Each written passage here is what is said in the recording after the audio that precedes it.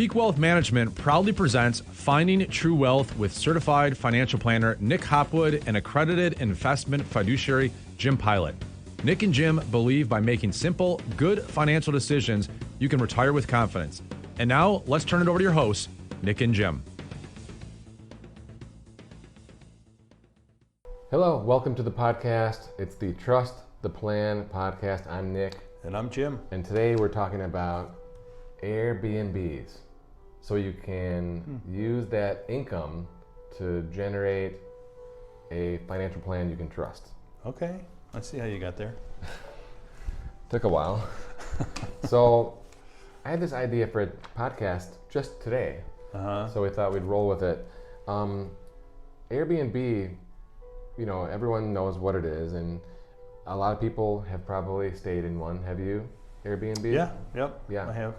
So I have as well, and it was a good experience. You know, I felt like having bedrooms and a full kitchen and all that was in some ways better than a hotel experience. Yeah, you know, I agree. and in some ways cheaper too, right? Yeah, occasionally.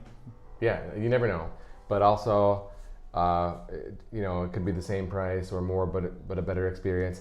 Yeah. But more and more people, I think, are hitting up Airbnb to see what's available before they book that hotel. Okay. You know? Yeah, that makes sense. And think about It's like, becoming a viable option. it Right? is, yeah. Think about like Marco Island, for instance. Okay, so we go there all the time. Okay, like twice a year, and there's like one hotel. There's a bunch of timeshares and stuff, but really just one hotel, the Marriott, and it's like $1,000 a night. It's ridiculous. Like it's insane. Okay, and it's like always filled. So people are paying it. Well, you know, 6-7 nights. Yeah, it adds up pretty quick. Right. So you can probably get a week in a house, a real house, right, on the island for like half that price, you know? Yeah, So think about the value. definitely. And think if you have 3 kids, right? Well, now you got to get 2 hotel rooms. Right. And then you're just over the top, right? Priced Right. out to the moon. So that's a perfect case for an Airbnb to have the whole home, you know? I think it makes a lot of sense. So anyway, we've done podcasts in the past about that cottage, that second property. And the way that I framed that, if you're going to have a second house, was like, well, this is the anti-dividend. Okay, this is before. Okay, so let's say you have a place in Michigan and you retire and you want to have a place in Florida as well. You want to carry both properties. Well, in order to have the second place, right, there's a couple of options to pay for it. One is a mortgage, and you have to pay that bill each month. Okay, and if you don't have any rental income, you know that's a larger withdrawal from the portfolio by definition. Yep. Okay, which is taxed as well. Most people Typically, yeah. pre-tax, right, having to pay tax on the withdrawal as well. The other way to pay for it is to pay cash, right? And so you're draining the portfolio, which then is there's less left over to provide To income. earn return Yeah. on, yeah. Yeah. Okay. In addition, there's new property taxes, new maintenance. You know, you got to have window of everything. treatments. Okay, the window treatments, right? Yeah. 2 gas bills, 2 electric bills. When was the last time you did window treatments? It's been a little while, thankfully. Okay. It's not good. It's a bad situation. Yeah, yeah. Coming off a fresh housing project for yourself, I'm sure you're all too familiar. I speak from experience. So the window treatments are always top of mind for me. Yeah, okay, good. All right. So you have to make a larger withdrawal to have those types of expenses as well. Okay. So I framed it as the anti-dividend to say, hey, let's run a stress test on the portfolio on the retirement plan. So if we're going to have the second property, which has all these extra carrying costs, can we do it and still trust the plan? You like that? Very good. So now, okay, Airbnb's taken the world by storm. Like back then, you know, it wasn't really a thing. Maybe just Yeah, it'd be a started. nightmare to try to rent out a place without some sort of assistance. It was like VRBO was Yeah. like catching on, right? So now though, okay, you have that second place, right? We can rent it out and cover those costs of the mortgage or whatever, okay? And it takes a little bit of work, okay? It takes a little bit of know-how, okay? But we have clients who have bought in Fort Myers, and they're going to use it just a few weeks out of the year. The rest of the time is Airbnb, okay? And it works. We have clients that have Airbnb their cottage up north in the winter, and it works. Yeah. Like, wait, they're paying up Yeah. north. Wait, I should say this. You always have the skiers, like the Boyne Mountain, Right. type area that is going to get demand. But like, if you have a cottage, like in Gaylord, Right. on a small lake, On a lake, not near a hill. Yeah. it's going to rent in the winter for Airbnb. Yeah. Like, would you believe that? That's what I found fascinating, is talking to multiple people, right, who have had success doing that, renting their house in our, normal community, to people all the time. You usually think, well, what's the draw? Yeah. Well, a frozen lake, Yeah. of course. So people are attracted to these getaways. Okay, they understand that the lake is frozen, right? But they just want to get away. It's quiet. Yes, They're away from everything. they're away from the city. They're away Yeah. from the kids. They're away from whatever. Okay, get away, right? Yeah. And that's the thing. But also, look around where the hotels are, right? People are not going to invest $10 million in building a small hotel like in Plymouth, Michigan at 5 and Sheldon, at 5 or Sheldon and 14, whatever, Right. unless they've done serious market research Yeah. and there's going to be demand, right? Definitely. So anywhere there's a hotel, you can have an Airbnb. Yeah.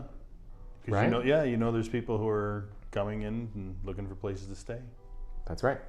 Okay, so I've talked at length, about we have the duplexes, the single family rentals and everything. And, I've had some thoughts, right? Based on what we've been talking about now. I wonder if a duplex in Brighton or a duplex in Plymouth could be an Airbnb potential. Because, let's say a place rents for $1,500 a month, right? And that's good, right? It's gonna give you a nice rate of return on your investment on the property. But, what is that? $50 a day, right? Yeah. But if Airbnb is like $200 a day, Yeah. how many nights do you need to have it filled where it makes sense and to do the extra work and everything, where it can be making a lot of sense to be Airbnb? And so now we've hit a tipping point, okay? I'm calling it right now, okay? This is the tipping point where now people are doing Airbnb arbitrage. Like, what does that mean? Yeah, it's interesting. So if I wanted to buy a property and then Airbnb it, whether it's like someone has their cottage or their condo on the beach, Right. or like that would be dual use, right? Like they're going to use it and they're going to rent it. Well, let's just talk about my situation where I have a duplex here in Plymouth, okay? It rents for $1,500 on each side, and then that's it. That's the old model, right? Here's the new idea, Airbnb arbitrage.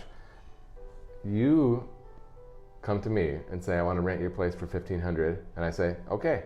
You say, but one thing, I want to make it an Airbnb. You think, okay. You are going to rent from me, and then you are going to sublet it through the whole Airbnb platform, right? So if you can rent it 18 nights a week for $200, that's $4,000. You're paying me $1,500. You're gonna have to furnish it and pay the utilities and pay for cleaning and stuff. But it should be, those costs. I don't know how much they are. Let's just say that it comes down from $4,000 to $3,000. Let's say you have some vacancies, you have some extra costs. It comes down to $3,000. Okay. Well, I'm making my $1,500 rent and using that to pay the property taxes, insurance, the water bill, trash bill, and then my profit. You are going to charge $3,000, pay me the $1,500, so you have a $1,500 profit with zero money invested, right? With me? Interesting. Yeah. You have to pay me that $1,500, but you don't have to go pay $300,000 for a new house. You're not on the hook for the mortgage. Right. You're only on hook for the rent. So there's this much risk, right? Right. And the reward is larger than my reward with less risk than my risk. I think it's really interesting. Yeah. This is not a recommendation. Yeah, for sure. We are providing educational purposes only. Right. Okay. We're just chatting about this. But so to make that work, you have to know the area. You have to have some confidence around. Because I guess the risk for the guy renting it is he's paying rent on a place that nobody stays at, right? But so he has some level of confidence that you can have people that will Airbnb that place. Yeah. So if you know the market well and you have a good sense of how many nights it'll be full, it's just doing the math on that as well, and it's an intriguing idea. This guy's having so much success with this. He's like, do you have any other openings? I'm like, well, I have a bunch, but they're not open. He said, please call me before you put it on the market for rent, because I might be interested in doing that one too. Right? Yeah. So I mean, imagine if you had 30 of these, right? Right.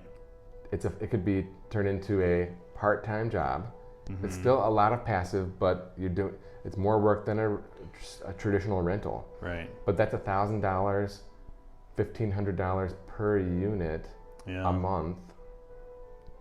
This is real money. At what point do you, as the owner, though, say, you know what, I don't need the middleman. I'm going to just Airbnb. I already thought about it. I'm watching this guy. Yeah. If he does it, if it works for him, okay. Yeah. Then I already talked to wife last night. She gave you the go ahead. She's like, no. Because the downside is there's more work, right? Now, Yes. if you got 6 people in there through the course of a month, you got to constantly make sure it's cleaned up and ready for the next group. Biggest thing is cleaning, right? Yeah. Maybe a little more wear and tear. Yeah, probably a little bit. But I mean, the reward, if it's scalable, okay, can be a very high hourly rate, without the capital intensiveness. Right, which is usually an obstacle. Huge. Right, people, that's why they can't get into it. Yeah, right. Like, Preston did a podcast episode on home, what would you call it? House hacking, where you buy a duplex and you live in half, right? So that lowers the risk of the investment side of it and allows it to accelerate. I mean, this is like, remember the commercials with the old man trying to pitch? It was like an infomercial for an hour. No money down. Buy my system. No money down. I'm going to send you this binder. Yeah. Okay. I bought it. Okay. Because go back 20 years. Okay. Like the wheels are turning about real estate, right? So that's this program. Okay. Like he was talking about buying things on land contract and then flipping them. I'm talking about income oriented, long-term rentals, right? Versus playing over the top of that, the short-term rental over the top of the long-term lease. Okay? Right. So it's a sublet situation, but it's like no money down type financial, right? Again, you're committing to the lease, which could be overcome in 6 nights. Right. Or 7 nights. Yeah. Right. So anyway, wanted to tie in the concept of rental property, passive income, with a second property like a cottage or a home, or just whether it's an investment property. It all comes together here, and it's a way to generate income, whether you're still working or you're retired, whether you're still trying to pay it off, accelerate that, or whether it's just supplementing your cash flow. It's exciting, Yeah, it's thinking outside the box, and it's what we want to do. It's a good idea. We want to get ahead. Yeah. Right. Okay. So if you'd like to talk real estate, give us a call. Visit us online at peakwm.com. See you soon. You've been listening to certified financial planner Nick Hopwood and accredited investment fiduciary Jim Pilat on the Finding True Wealth podcast, sponsored by Peak Wealth Management. You can learn more about Peak Wealth Management by visiting peakwm.com or follow on Twitter at nhopwood1.